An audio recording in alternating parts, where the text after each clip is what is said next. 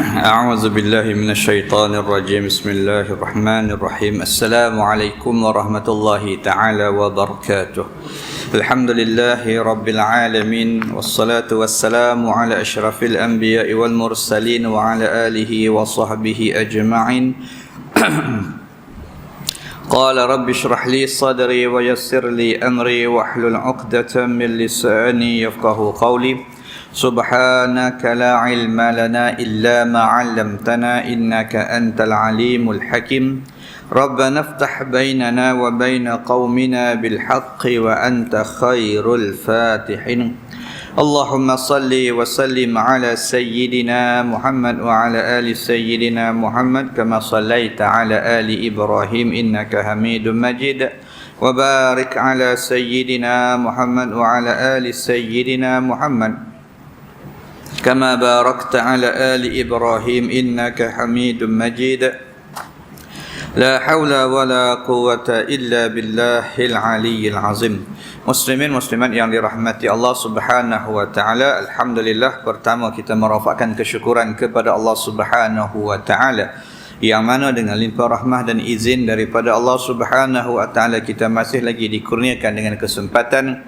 dan juga ruang masa untuk terus dapat berada di atas muka bumi Allah Subhanahu wa taala ini. Mudah-mudahan kesempatan dan juga masa yang dikurniakan oleh Allah Subhanahu wa taala kepada kita maka dapat dipergunakan terutama dalam kita melaksanakan apa yang telah pun dipertanggungjawabkan oleh Allah Subhanahu wa taala bersesuaian dengan penciptaan kita manusia yang mana Allah menugaskan kita untuk beribadah kepada Allah Subhanahu wa taala dalam erti kata mentaati segala apa yang diperintahkan oleh Allah dan meninggalkan apa yang dilarang oleh Allah Subhanahu wa taala. Maka mudah-mudahan kita harap di dalam apa juga perkara yang kita laksanakan, yang kita namakan sebagai kebaikan, amalan ataupun ibadah, maka ada di antara apa yang kita lakukan itu akan diterima sebagai satu amal yang soleh yang mudah-mudahan menjadi penyebab dan juga punca untuk kita mendapat rahmat, keredaan dan keampunan daripada Allah Subhanahu wa taala di akhirat kelak insya-Allah. Jadi pada malam ni kita nak sambung berkongsi sebahagian lagi apa yang telah pun diterangkan kepada kita oleh para ulama berhubung dengan apa yang sering diperingatkan, apa yang selalu diperingatkan kepada kita di dalam firman-firman Allah dan sabda Nabi Muhammad sallallahu alaihi wasallam tentang suatu daripada persoalan yang disebut sebagai persoalan dunia. Dalam apa yang telah pun kita bincang ataupun yang masih kita bincangkan di antara pengajaran yang terkandung dalam pengajaran yang ke-26 merujuk kepada kitab yang kita gunakan yang dinamakan sebagai Al-Mawa'izul Badi'ah. Maka di antara perkara yang diperjelaskan ataupun yang diperingatkan kata pengarang kitab ini ketika mana Allah berfirman dan barang siapa mengenal ia akan dunia maka menolak ia akan dia nescaya sejahteralah ia dan berbahagialah dia. Maka ketika mana dalam peringatan itu dijelaskan tentang persoalan untuk kita mengenali apa yang disebut sebagai dunia, mudah-mudahan kita dapat menghindarkan diri daripada berbagai-bagai keburukan dan kemudaratan yang ada sekiranya kehidupan ini hanya kita tumpukan kepada apa yang kita namakan sebagai keduniaan semata-mata tanpa memikirkan persoalan yang kemudian, tanpa memikirkan persoalan yang disebut sebagai persoalan akhirat, persoalan kehidupan selepas daripada kematian dan sebagainya.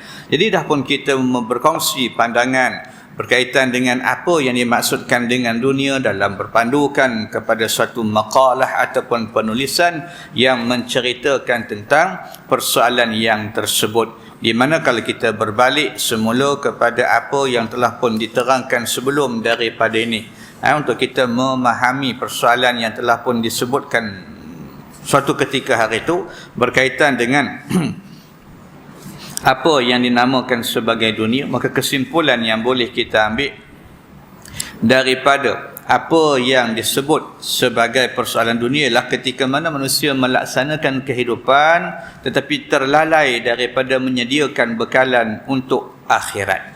Itu kesimpulan yang boleh kita sebut dalam apa yang disebut sebagai persoalan mana kata dunia ni tadi. Kenapa diperingatkan kita tentang perkara ini berulang kali, banyak kali, kerana dia akan mendatangkan kemudaratan ataupun kerugian kalau sekiranya kehidupan yang ada ini, yang dipinjamkan oleh Allah Subhanahu Wa Taala dalam bentuk yang sementara ini, maka kita lebih tumpukan kepada hanya sekadar memenuhi ruang masa ataupun umur yang diberikan oleh Allah, tetapi tidak ada sesuatu yang kita sediakan untuk maknanya kehidupan yang selepas daripada ini. Maka itu apa yang disebut sebagai persoalan mana kata dunia. Yang mana inilah yang nanti akan kita bincang pada malam ini, berkongsi persoalan yang terakhir dalam makalah yang ada ini tentang apa yang disebut sebagai dua perkara yang tercela berkaitan dengan dunia. Maka dalam apa yang telah pun kita sebutkan hari itu, ketika mana Allah memberikan, ketika mana Allah menyediakan, ketika mana Allah mengurniakan kepada kita tentang dengan berbagai-bagai nikmat, berbagai-bagai kurniaan, berbagai-bagai perkara dan sebagainya, maka kesemua perkara tadi kata para ulama, tujuannya untuk memberikan kemudahan kepada manusia untuk melaksanakan tugas dan tanggungjawab mereka sebagai khalifah, melaksanakan perkara tadi, menggunakan nikmat-nikmat Allah, menggunakan kurniaan-kurniaan Allah untuk mencari keredaan Allah Subhanahu Wa Taala. Tetapi ketika mana manusia tersilap langkah, terlalai, lupa, alpa daripada perkara tersebut, maka mereka menjadikan hidup ini hanya terkhusus kepada semata-mata dalam ruang lingkup kehidupan yang ada, tetapi tidak mana kita menggunakan apa yang diberikan oleh Allah Subhanahu Wa Taala tadi untuk mencari keredaan, untuk mencari keampunan, untuk mencari kerahmatan dan mencari kebahagiaan di akhirat. Jadi ketika mana semua perkara itu sebenarnya diberikan untuk manusia supaya mendapat kebaikan, tetapi ketika mana manusia tadi menggunakan perkara tersebut bertentangan dengan maksud sebenar, maka dia menimbulkan perkara yang dinamakan sebagai perkara yang dicela ataupun perkara yang merugikan manusia. Maka di dalam penulisan yang ada ini, di bawah tajuk dua perkara tercela berkaitan dengan dunia. Jadi kalau kita duduk ataupun kalau kita mengambil kira kepada apa juga nikmat yang Allah beri, sama ada yang kecil ataupun yang besar, maka digunakan dalam keadaan kalau betul kita guna, maka mudah-mudahan mendatangkan kebaikan. Tetapi kalau kita menggunakan semua nikmat tadi dalam keadaan dua benda ini, maka ketika itu dia akan mendatangkan kerugian dan juga penyesalan di akhirat. Yang pertama, kata para ulama ataupun kata penulis makalah ini, menjadikan wasilah ataupun mana kata dunia ini sebagai apa yang dinamakan sebagai ghayah. Wasilah tu apa? Ghayah tu apa? Wasilah ni mana kata perantaraan. Ghayah itu pula sebagai matlamat. Jadi maknanya kalau kita dalam hidup ini meletakkan semua apa juga yang Allah beri pada kita semata-mata sebagai matlamat untuk sekadar hidup di atas muka bumi ini, maka itulah di antara perkara yang dinamakan sebagai dunia yang dicela. Tidak ada apa pun yang kita gunakan daripada nikmat ini melainkan untuk mencari kepuasan, untuk mencari sesuatu hanya sekadar selama mana kata kita hidup. Tak ada pun di antara satu perkara yang Allah beri pada kita tadi kita pergunakan untuk sebagai bekalan di akhirat. Sama ada kesihatan, sudut mana kata harta, sudut kekayaan, sudut mananya pengaruh pangkat dan kuasa. Kalau sekiranya itu yang diberikan oleh Allah Subhanahu Wa Taala, kerana nikmat Allah ni banyak. Sebagaimana yang sebut, wa in ta'uddu ni'matallahi la tuhsuha. Dan semua nikmat tadi Allah bagi untuk itu. Untuk apa? Untuk kita mencapai keredaan. Gunakan dengan sebaik mungkin. Gunakan dengan cara yang diizinkan oleh Allah Subhanahu Wa Taala. Ketika mana dunia ini merupakan apa yang disebut sebagai mazra'atul akhirah, ladang ataupun tempat kita bercucuk tanam, di mana dia punya hasil ataupun tuaiannya nanti akan kita tuai di akhirat. Tetapi kalau sekiranya kita gunakan dunia ini sebagai matlamat, bermakna bukan untuk mencapai keredaan Allah, bukan untuk mencapai kebahagiaan di akhirat, bukan untuk mencapai rahmat Allah Subhanahu wa taala, tetapi sekadar memenuhi kehendak, keinginan apa yang ada dalam diri, maka ini perkara yang dicela. Ini yang disebut sebagai dunia tadi, yang dilarang oleh para ulama, yang diperingatkan oleh Allah Subhanahu wa taala. Maksudnya tak ada apa yang dia pakai dengan nikmat Allah tadi melainkan untuk memenuhi keinginan dan kehendak hati dan juga nafsu semata-mata. Dia tak pernah fikir untuk mungkin membahagikan sebahagian daripada apa yang dikurniakan ini untuk mencari keredaan Allah sebagai bekalan di akhirat, sebagai sesuatu yang mudah-mudahan dapat menjadikan diri dia selamat daripada berbagai-bagai perkara yang diceritakan oleh Allah dan Rasulnya berkaitan dengan persoalan kehidupan manusia nanti ketika mana mereka berada di akhirat. Maka ini perkara yang disebut sebagai persoalan dunia yang diperingatkan. Ketika mana kita meletakkan kehidupan ni semata-mata dalam keadaan sehingga kita meninggal dunia sahaja. Tapi tak lebih daripada itu. Tak lebih daripada mana kata persoalan, mana kata alam yang kita hidup ini. Maka ini dunia yang dicela oleh para ulama. Dunia yang Allah peringatkan kepada kita. Bermakna habis takat kita meninggal aja. Yang kita cari ni, yang kita dapat, yang kita guna ni, kita nak pakai seolah-olah sampai mana takat kita meninggal, habis cerita. Untuk yang ke depan tu tak ada apa-apa yang kita sediakan. Tak ada apa-apa yang kita yang kita bawa, tak ada apa-apa yang kita persiapkan. Maka inilah orang yang duduk dalam keadaan kehidupan dia tadi dunia semata-mata, kerana dia menjadikan kehidupan yang ada ini sebagai matlamat, sedangkan Allah meletakkan apa yang ada ini sebagai wasilah. Maknanya perantaraan nak cari rahmat Allah Subhanahu wa taala dengan kaedah ataupun dengan cara ini, maka Allah beri kehidupan kita di dunia ni. Dalam keadaan kesihatan yang ada. Sebenarnya Allah bagi kesihatan tadi untuk apa? Untuk mencari kebaikan di akhirat. Allah beri pula nikmat dari sudut yang macam ini. Untuk apa? Untuk cari mananya keuntungan di akhirat. Maka semua tu Allah jadikan sebagai wasilah sebenarnya untuk manusia guna. Tak salah guna, tapi guna dalam keadaan untuk kita mencari kebaikan di akhirat. Tapi kalau sekadar kita nampak dunia ni aja, maksudnya dalam keadaan kita guna, kita pakai, kita ambil untuk semata-mata setakat kita mana kita meninggal sahaja, setakat itu aja, dalam keadaan lebih daripada tu kita tak ada buat apa-apa, maka yang inilah yang disebut sebagai tercelanya manusia tadi dalam keadaan apa yang disebut sebagai kehidupan dia tadi hanya semata-mata bermatlamatkan dunia ini.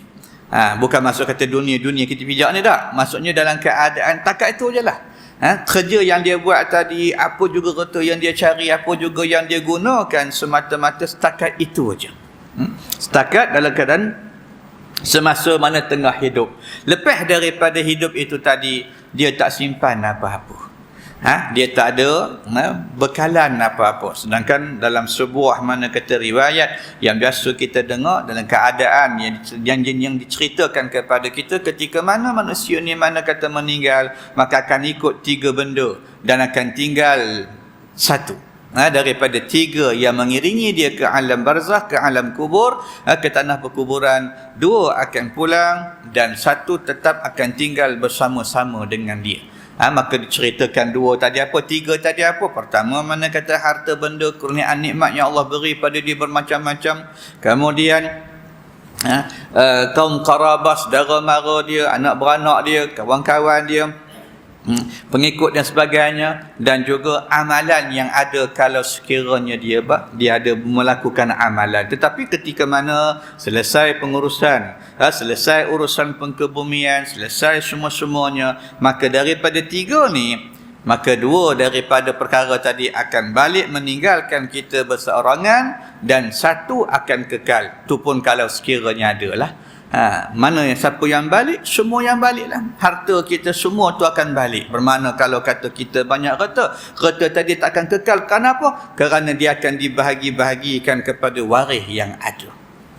Jawatan kita, kalau sekiranya kita berjawatan ketika kita mati, jawatan takkan kekal tapi akan diisi oleh orang yang lain pula.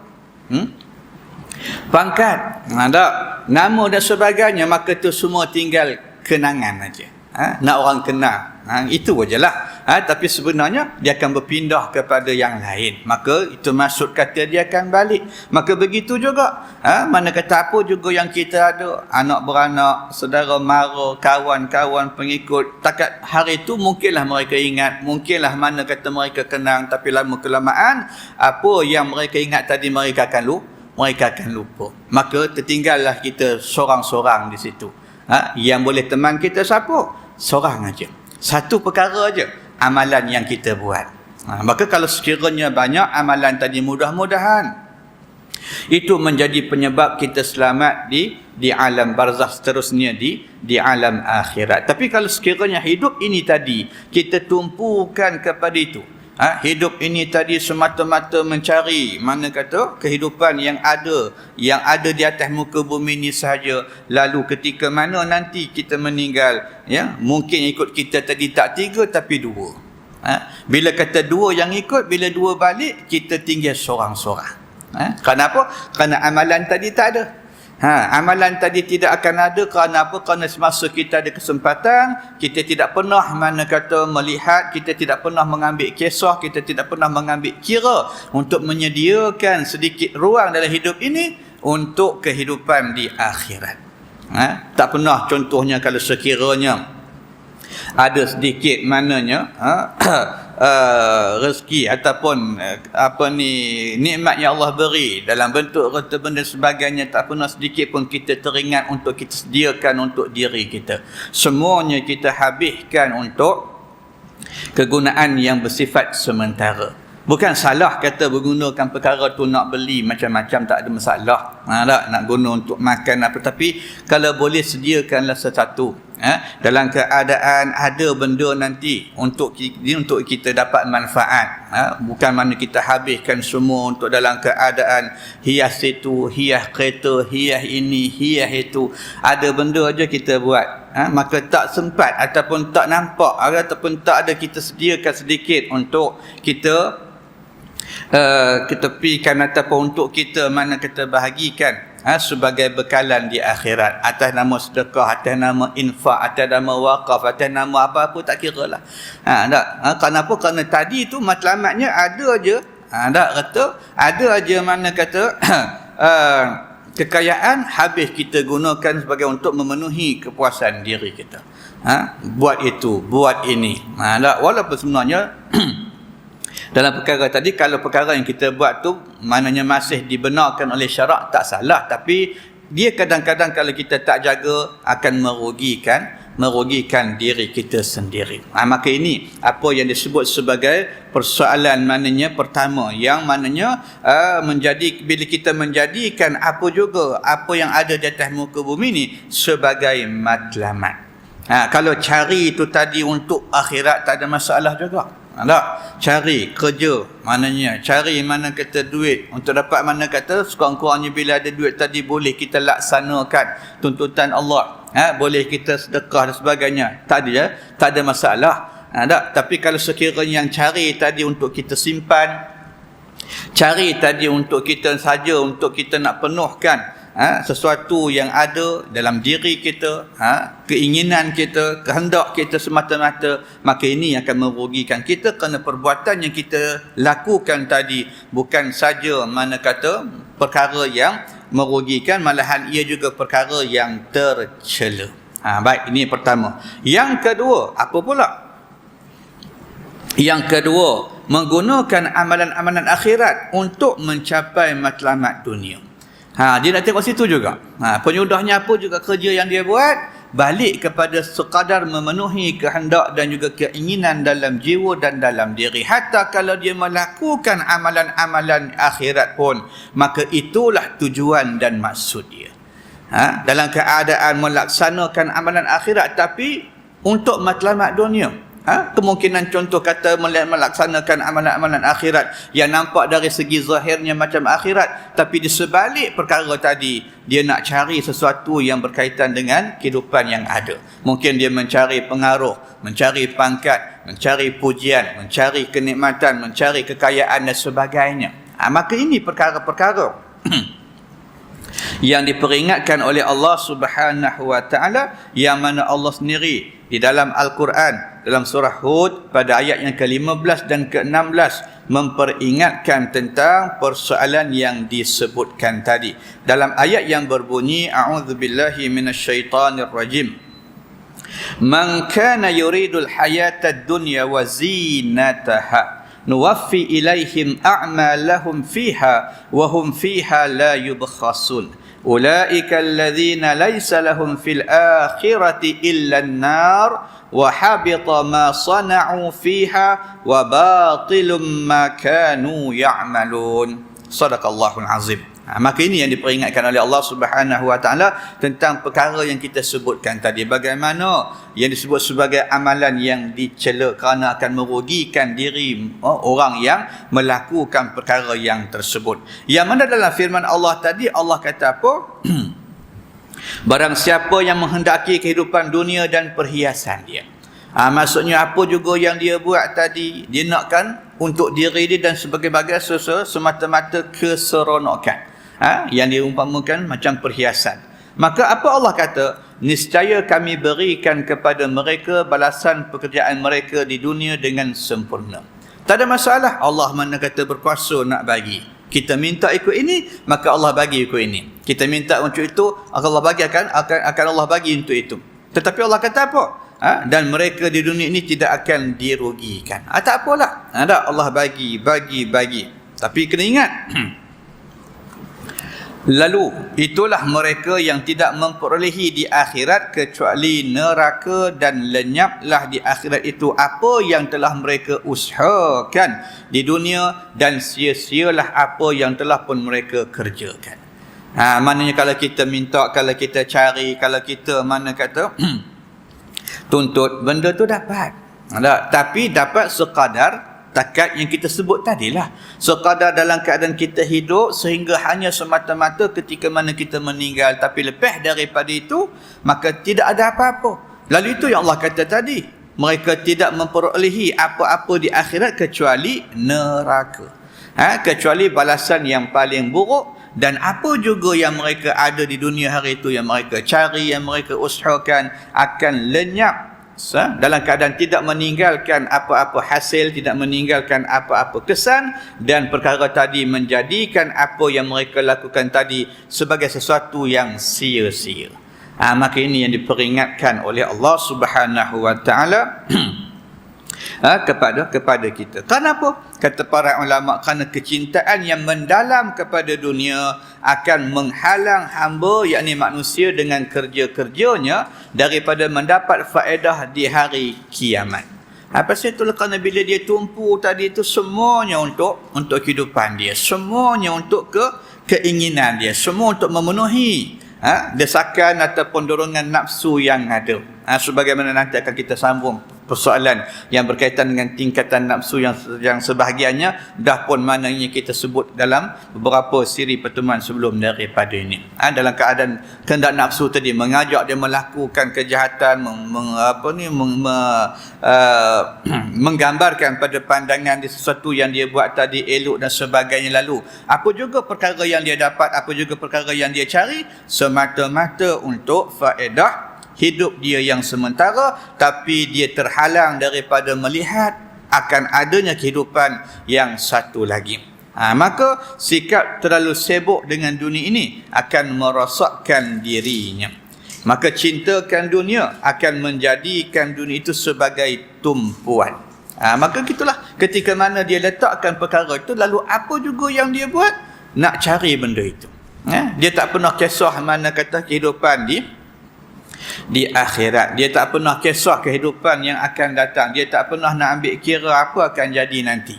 Apa yang akan berlaku nanti, di mana nanti kedudukan kita, bagaimana nanti keadaan kita di sana, ketika mana nanti, bila mana waktu yang Allah janjikan sampai. waktu yang Allah janjikan tiba dalam keadaan tidak ada di antara manusia yang boleh lari daripada kematian. Ushulah, cubalah, maka tidak akan ada siapa pun yang dapat mana kata untuk mengelakkan diri daripada kematian. Dan kadang dan dia juga yakin dalam keadaan maknanya kematian tadi bukanlah penamat segala-gala, tetapi permulaan perjalanan untuk ke alam yang seterusnya. Tetapi ketika mana tumpuan hidup dia tadi hanya terkhusus kepada dunia, maka perkara-perkara tu makin lama dia makin lupa. Pasal dia sibuk. Maklumlah dah hari ni pun kalau kita ni sibuk sangat, banyak benda kita lupa. Ada orang sibuk sangat sampai dia lupa makan, lupa mandi, lupa itu, lupa ini, lupa. Bukan pasal lupa tu memang dia tak ingat. Asal dia ingat. Tapi kerana sibuk sangat tadi. Sibuk benar dia tadi sampai dia lupa benda-benda yang biasanya dia ingat. Maka begitu juga manusia tadi. Tidak ada manusia rasanya yang tidak mengetahui kata kematian tadi bukanlah penamat. Bukanlah mana kata penutup segala-galanya. Hatta mereka yang tidak beriman sekalipun mengakui adanya kehidupan selepas daripada kematian. Tetapi ketika mana sibuknya dalam keadaan mananya terlalu sibuk mencari kenikmatan dunia ini, terlalu sibuk memenuhi kehendak nafsu dan juga jiwa, maka dia lupa benda ni. Dia tak ingat adanya nanti sesuatu yang mana kata yang menyebabkan dia sedar tentang betapa ruginya ketika mana dia berada di akhirat. Ketika waktu dan juga masanya sampai, ketika mana tidak ada lagi dah ruang untuk dia berbalik melakukan kebaikan, mempunyai peluang untuk mana kata menyediakan bekalan, waktu tu baru dia sedar. Waktu tu baru dia teringat. Tu yang Allah sebut dalam Quran tu alhaakumut takatsur. Kita ni dilalaikan kerana sebab nak banyak. Mana kata kejar sana, kejar sini, buru sana, buru sini, sampai kita tak ingat ada benda yang lebih penting yang perlu untuk kita berikan perhatian. Maka ini yang disebut sebagai bahayanya tadi. Ini yang dunia yang diperingatkan oleh para ulama, yang disebut oleh Allah Subhanahu wa taala dalam Quran, yang dinyatakan oleh Nabi kita Muhammad SAW dalam sabda-sabda baginda, supaya mudah-mudahan kita terhindar daripada keburukan dan juga kecelaan dan kerugian. Apa yang akan kita dapati kalau sekiranya kita tidak berjaga-jaga. Bukan maksud bila Nabi larang kata dunia itu tak boleh ambil langsung apa yang Allah beri sebagai nikmat. Tak, bukan itu maksud dia. Tapi jangan jadikan nikmat tadi sebagai matlamat, maka jadikan nikmat itu sebagai wasilah, sebagai perantaraan, bukan matlamat. Kerana matlamat kita apa? Matlamat kita nak cari keredaan Allah Subhanahu wa taala. Matlamat kita nak cari rahmat Allah. Matlamat kita nak mencari keselamatan dan kesejahteraan di akhirat. Kaedah dia dengan kita menggunakan apa yang diberikan oleh Allah Subhanahu wa taala dalam kesempatan hidup yang ada ini. Baik.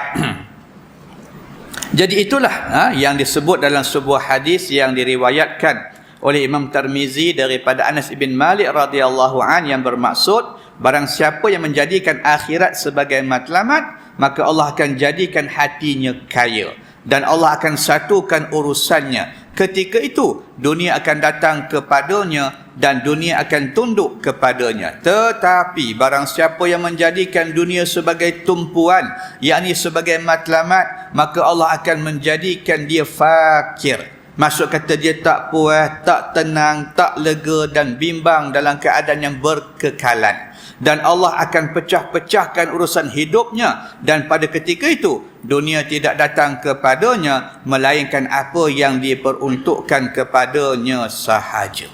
Ini apa yang telah disebut dalam sebuah riwayat yang diriwayatkan oleh Imam Tirmizi daripada Anas bin Malik. Peringatan tentang bagaimana sikap manusia terhadap apa yang diberikan oleh Allah Subhanahu wa taala kepada mereka.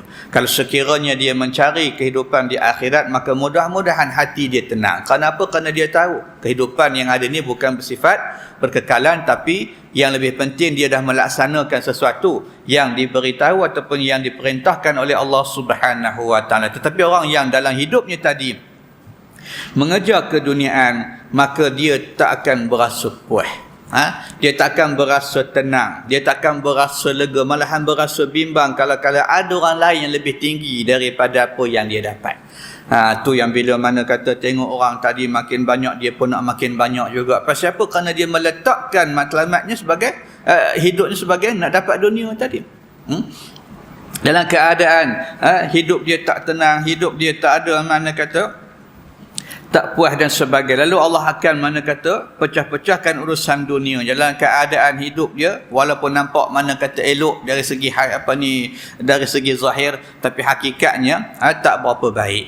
Hakikatnya tak berapa elok. Maka itu yang disebut sebagai persoalan tadi. Maksud di sini ialah apa yang dicari di dunia ini dia akan dapat, tetapi itulah sahaja yang diperolehinya, sedangkan di akhirat dia akan rugi.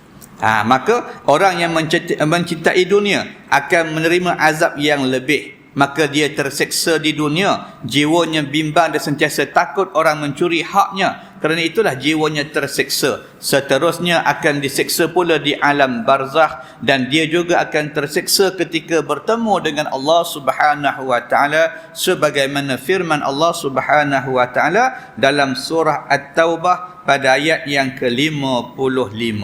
Perhati tengok ayat ni, buka dalam tafsir insya-Allah apa yang Allah sebut. Fala tu'jibaka amwaluhum wala auladuhum innama yuridullahu liyu'adzibahum biha fil hayatid dunya wa tazhaqa anfusuhum wa hum kafirun. Yang bermaksud Allah kata apa? Dan janganlah harta, benda dan anak beranak mereka menarik perhatian ataupun menarik hatimu. Dalam keadaan bukan maknanya kalau kita kadang-kadang tak tengok orang dapat itu, dapat ini, ada itu, ada ini, kadang-kadang kita berasa seronok. Kadang-kadang kita berasa tak juga. Kadang-kadang kita berasa mana kata nak dapat macam mana yang dia dapat. Tapi Allah kata apa? Jangan. Tak. Kenapa? Sesungguhnya Allah menghendaki dengan pemberian harta benda dan anak-anak itu untuk menyiksa mereka dalam kehidupan dunia. Kadang-kadang bukan sesuatu yang kita nampak baik tadi baik, tetapi ada peraturan dan juga acuan Allah Subhanahu wa taala dalam perkara itu. Kadang-kadang Allah beri kekayaan, beri kesenangan bukan kerana Allah redha, tapi apa yang disebut oleh para ulama sebagai sesuatu yang bersifat istidraj.